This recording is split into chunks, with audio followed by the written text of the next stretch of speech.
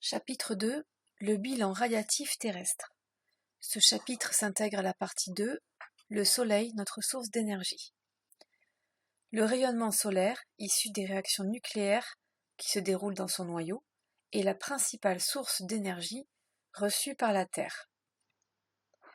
Les mesures réalisées par des satellites géostationnaires, c'est-à-dire en orbite autour de la Terre, montrent qu'une infinie partie de ces rayonnements atteint la surface de la Terre après leur propagation dans le vide de l'espace.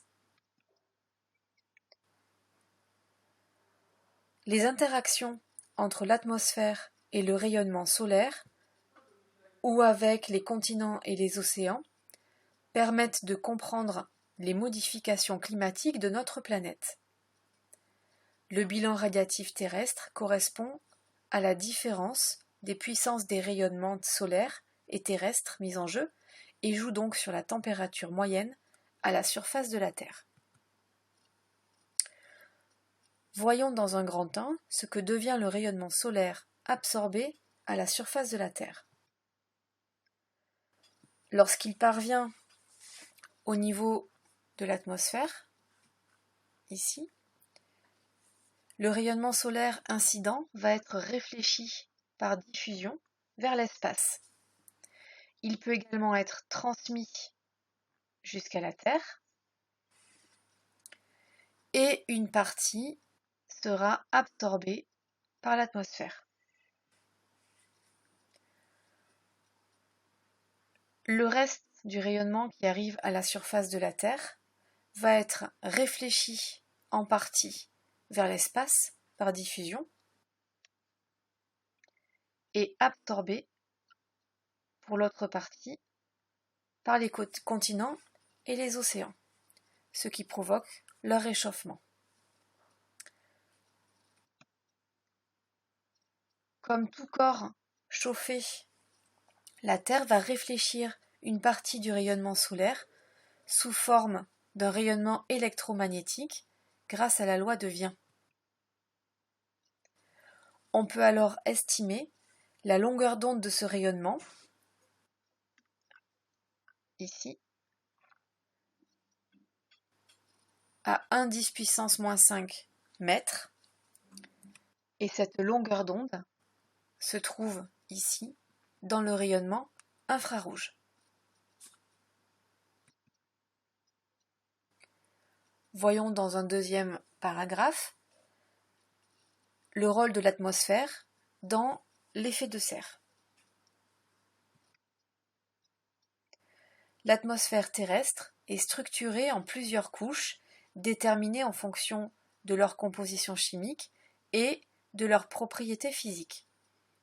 C'est pourquoi, lorsque le rayonnement solaire arrive à la surface de l'atmosphère, les rayons vont être réfléchis ou diffusés ou encore absorbés. Dans les 100 premiers kilomètres de l'atmosphère, il y a une homogénéisation des gaz permanents grâce aux mouvements atmosphériques. Les autres gaz, comme la vapeur d'eau, sont en concentration variable d'un endroit à l'autre de l'atmosphère. Selon le domaine de longueur d'onde, l'atmosphère est dite opaque lorsque les rayonnements sont totalement absorbés, comme ici les rayons gamma, les rayons X et une grande partie des ultraviolets, alors qu'elle est dite transparente lorsque le rayonnement n'est pas totalement absorbé. Il existe des domaines de longueur d'onde où le rayonnement solaire est partiellement absorbé.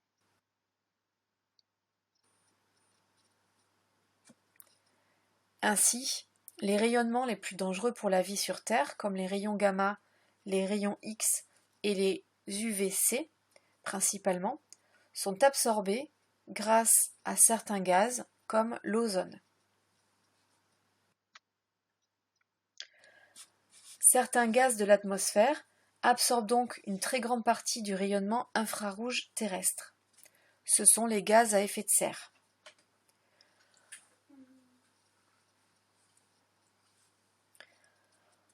On connaît principalement la vapeur d'eau, H2O, ou le dioxyde de carbone, CO2. Cela a pour conséquence de provoquer un échauffement de l'atmosphère et donc l'augmentation du rayonnement infrarouge émis par la Terre en direction de l'espace. L'émission du rayonnement infrarouge de l'atmosphère et de la Terre en direction de l'espace constitue l'effet de serre. C'est cette partie ici. Donc la surface de la Terre est réchauffée. La Terre émet donc un rayonnement infrarouge en direction de l'espace. Ce rayonnement est piégé par les gaz à effet de serre qui les renvoient dans l'atmosphère en direction de la surface de la Terre, ce qui réchauffe plus la surface de la Terre, et ainsi de suite. Cet effet de serre permet d'augmenter la température de 38 degrés.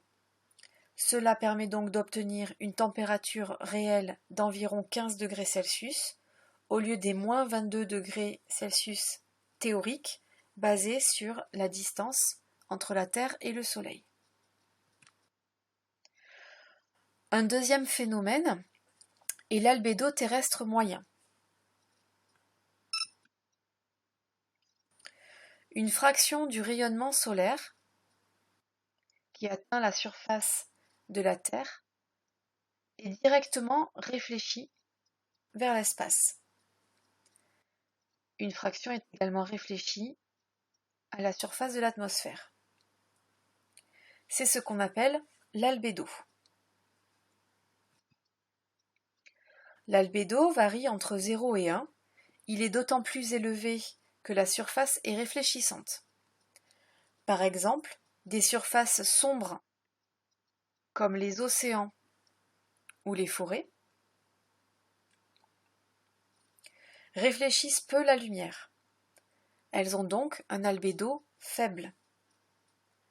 Au contraire, des surfaces claires comme les nuages ou les étendues de glace réfléchissent la lumière et ont un albédo élevé.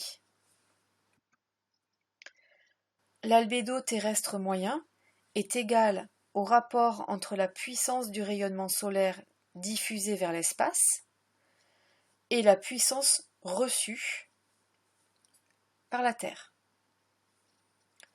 Pour la Terre, l'albédo est d'environ 31%, ce qui représente 107 watts par mètre carré, diffusés donc vers l'espace.